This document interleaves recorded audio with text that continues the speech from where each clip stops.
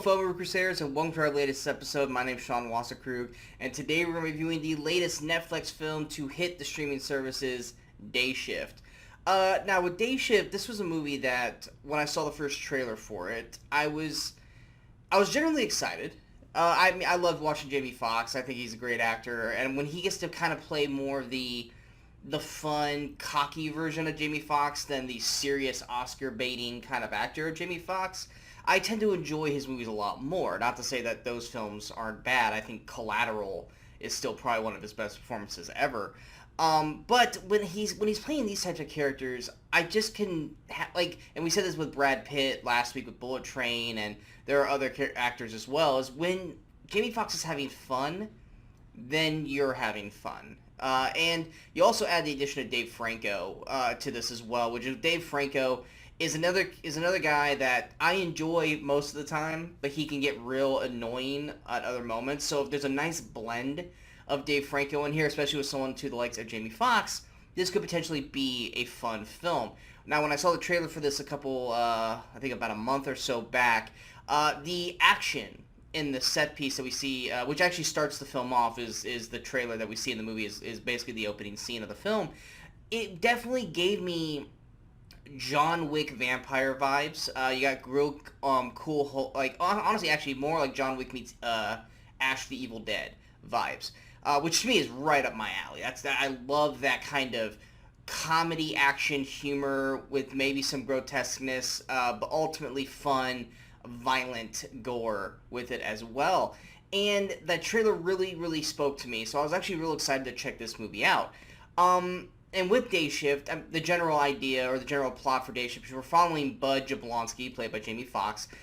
He's disguised as a pool cleaner, but he really is an actual vampire hunter. You find out that there's this whole world of basically this almost like a Men in Black situation where you have this hidden hunter agency where they hide, they work, the day shifts and the night shifts, and they're a part of a union, and they have all these things, and basically they collect the fangs of vampires, and they get, bounties and money off of those. And Bud is kind of a loose cannon, and because of that, he's been kicked out of the union. But when he is prompted to basically need to collect a certain amount of money within the week, or he will miss out on his daughter and his wife moving to Florida, he needs to get back in the union to basically try to make that money quickly, thus having to work the day shift. You throw Dave Franco in there, who plays Seth. He's basically the union rep who has to follow Bud around in order to make sure he's following everything by the book.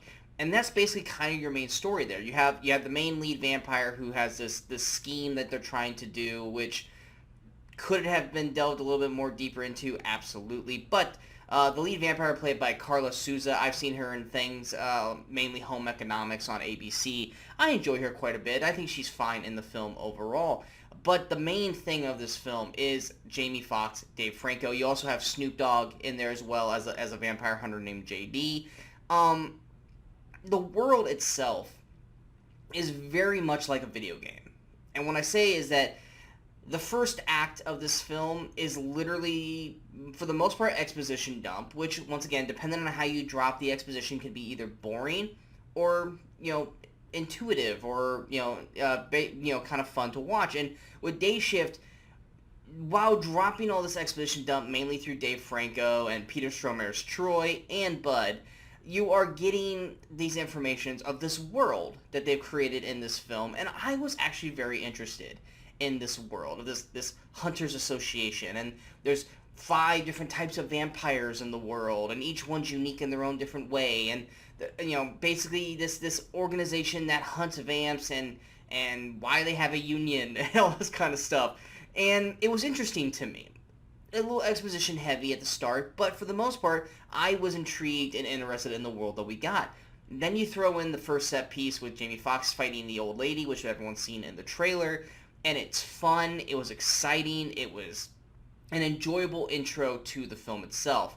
Dave Franco's Seth is this neurotic, wussy kind of a character who's very by the book, and then you throw him with a wild card like Jamie Foxx, they mesh really well together. And the sooner Franco's character starts to kind of unwind a little bit and starts to become more like Jamie Foxx, you start to see really what makes Dave Franco so fun and special to watch on screen. Snoop Dogg's basically playing Snoop Dogg I mean, have you ever seen Snoop Dogg not just play Snoop Dogg? He pops in and out of the film doing his Snoop Dogg thing. Like I said, Carla Souza, I think she is a solid villain. There are certain character developments and certain stories, plot devices that probably should have gotten a little bit more meat on the bone just to make it a little bit stronger. But it's a Netflix film, and I can only hold Netflix to so much because, Netflix films are kind of a dime a dozen. But on top of the action, there is this one set piece in the middle of the film where they basically invade a house. And it's Bud, Seth, and the Nazarian brothers, played by Steve Howry, who I love, and Scott Adkins, who I really haven't really known much about. And this set piece, with action and everything, is probably one of the more fun set pieces I've had watching throughout the year. Watching these four basically infiltrate this house of vampires is a blast to watch, and it was one of my favorite moments of the film overall. Some of the other performances, they're okay. Oliver Masuka, he plays Klaus, who basically kind of looks like Mads Mikkelsen in the film. He basically plays Audrey San Fernando, who's Carla Souza's character's number two. He doesn't get a whole lot to do. I think he's fine as a menacing kind of number two bodyguard. Eric Lang, who plays Ralph Seeger, who's the guy who kind of runs the union, was not a fan of his performance overall. I think his was kind of he was trying too much to be like an 80s like police captain kind of thing, and I think the line of his dialogue just wasn't as strong or as good, to the point where it kind of came off a little corny to basically almost spoof-like. But nonetheless, and then like I said, Megan Good, who plays Jocelyn, Bud's ex-wife, and Zion Broadnax, who plays Paige, his daughter, they're fine in the film. They don't get a whole lot to do, but with the time that is given to them, they're relatively solid. And Natasha Liu Bordizzo plays Heather. She apparently is supposed to play Sabine in Ahsoka, so I'm actually really excited. But this is the first time I really got to see her. The Heather character, I was incredibly intrigued by, and really enjoyed her character overall, but she jumps in way too late in the film. They probably should have introduced her maybe at the beginning of the second act and kind of had a little more time with her, but what we do get with her is a lot of fun. Nonetheless, Day Shift reminds me of those kind of old school 90s kind of films where you find these films on like the shelf at a Hollywood Video or a Blockbuster, and you see someone like a Jamie Foxx and a Dave Franco, and you're like, what the hell is this? Is this a horror movie? When did this come out? And you pop it in, and it's like, that was actually a lot of fun. And that's what Day Shift is. It's funny. It's got great action. It's gory in all the right places. And is it gonna blow your mind storyline wise? Hell no. But it's a Netflix film. You gotta take with what you can get. Sometimes you get really great Netflix films. Sometimes you get crappy ones. And then there's the fun ones in between. And Day Shift is one of those fun ones in between.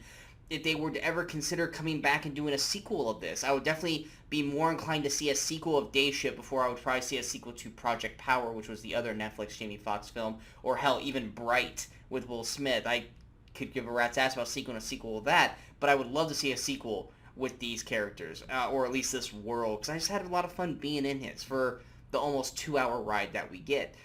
For me, I'm going to give the score for Day Shift a 74%.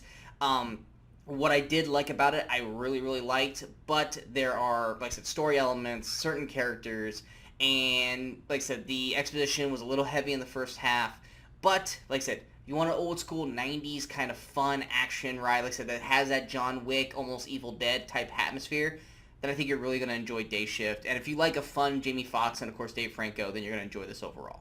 I hope you guys liked this review. If you guys did, go and hit that like, share, and subscribe button to the channel so you guys stay up to date with all the latest videos pop up on the Movie Crusaders. And of course, don't forget to follow us on all the social media outlets you see below. Coming up next, there's not really a whole lot of movies coming out for the remainder of August. Next week, Beast comes out. I'm not sure if I'm going to be able to see that or not because I'll be going out of town on vacation for 10 days. So if I get to it, I will, and then I'll have a review for it here on the channel. If not, whenever I catch time to check it out, I will pop it up on the channel.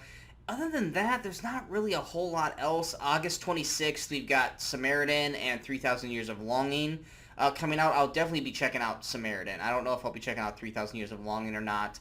But there's really not a whole lot coming until, September. Not even then. Even September is kind of weak. in terms of releases, at least until, mid to end of September. So, whatever we got, we're going to pop up on the channel. We're going to have some fun. Brian and I will bop up at some point here and do something. We definitely are doing something at the end of September for the Halloween season. So I'll be on the lookout for that. But nonetheless, if I see any movies that are worth reviewing, I will pop them up on the channel, and we will go from there. We also just passed 300 subscribers.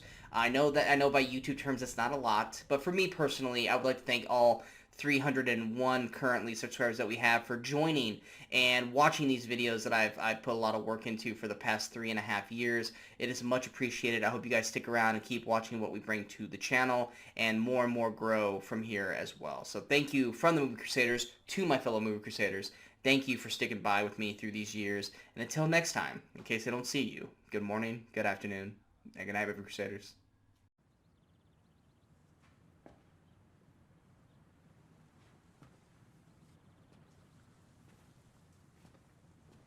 You're still here. It's over. Go home.